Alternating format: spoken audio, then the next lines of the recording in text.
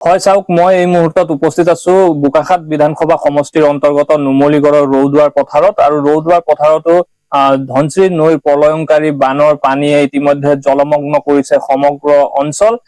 এতিয়া ৰৌদুৱাৰ পথাৰৰ কেইবাখনো বাসগৃহ ইতিমধ্যে পানীৰ তলত বুৰ গৈছে। মোৰ সতীৰ্থত জিতু আছে, জিতুৱে দেখুৱাইছে সামগ্ৰিক পৰিৱেশ। আমি এখন বাসগৃহত উপস্থিত আছো আৰু এই বাসগৃহত এনেদৰে এককাল পৰ্যন্ত পানী হৈ পৰা পৰিলক্ষিত হৈছে। কেইবাদিনো ধৰি এই অঞ্চলত বাঢ়নী পানীয়ে প্ৰৱেশ কৰাৰ ফলত এই অঞ্চলৰ বিস্তীৰ্ণ কৃষিভূমিৰ লগতে এতিয়া কেইবাটাও বাসগৃহ এনেদৰে পানীৰ তলত বুৰ যোৱাত এতিয়া দিশহাৰা হৈ পৰিছে এই অঞ্চলৰ ৰাইজ।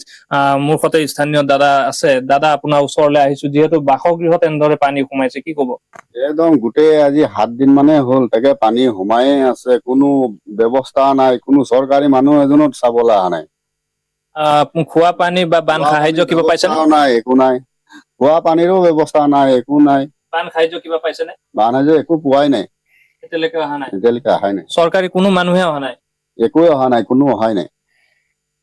কি কি অসুবিধাত পৰিছে? এতিয়া খোৱা পানীৰো অসুবিধা হৈছে আৰু ধান চাউলৰো অকমান অসুবিধা হৈছে।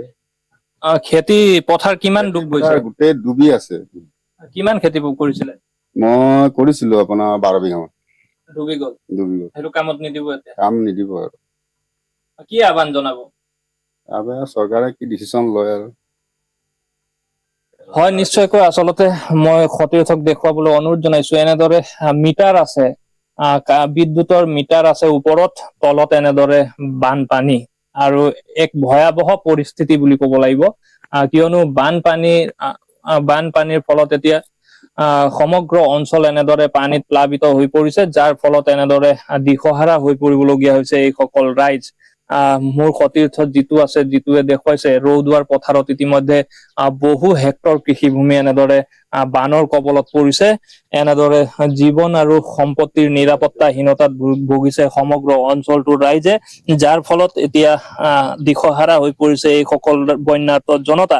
কিন্তু বাৰে বাৰে আমি এটা কথা আছাম টক্সৰ দৰ্শকসকলক পোনপটীয়াভাৱে দেখুৱাই আহিছো, আৰু আছাম টক্সৰ আগত ৰাইজে সদৰি কৰিছে যে চৰকাৰৰ কোনো ধৰণৰ ব্যৱস্থা নাই। যিহেতু কৃষি মন্ত্ৰী আছিল পূৰ্বৰ, আৰু এতিয়া যিহেতু কেবিনেট মন্ত্ৰী অতুল বৰা এই সমষ্টিৰ বিধায়ক অতুল বৰা এজন কেবিনেটৰ এজন প্ৰভাৱশালী ব্যক্তি থকাৰ পিছতো কিন্তু এই অঞ্চলৰ বন্যাৰ্ত জনতাই যি ধৰণৰ চৰকাৰী সঁহাৰি লাভ কৰিব লাগিছিল, সেই সঁহাৰি তেওঁলোকে লাভ কৰিবলৈ সক্ষম হোৱা নাই। আৰু ইতিমধ্যে বিস্তীৰ্ণ কৃষিভূমি এনেদৰে জলমগ্ন হৈ পৰিছে, আৰু বহু হেক্টৰ কৃষিভূমিত এনেদৰে পানী হৈ পৰাত এতিয়া কৃষকসকলৰ দুখ দুৰ্দশাৰ অন্ত নোহোৱা হৈ পৰিছে। মোৰ সৈতে স্থানীয় এগৰাকী ছাত্ৰী আছে। কি কবা, তোমালোকৰ ঘৰো যিহেতু পানীত বুৰ গৈছে?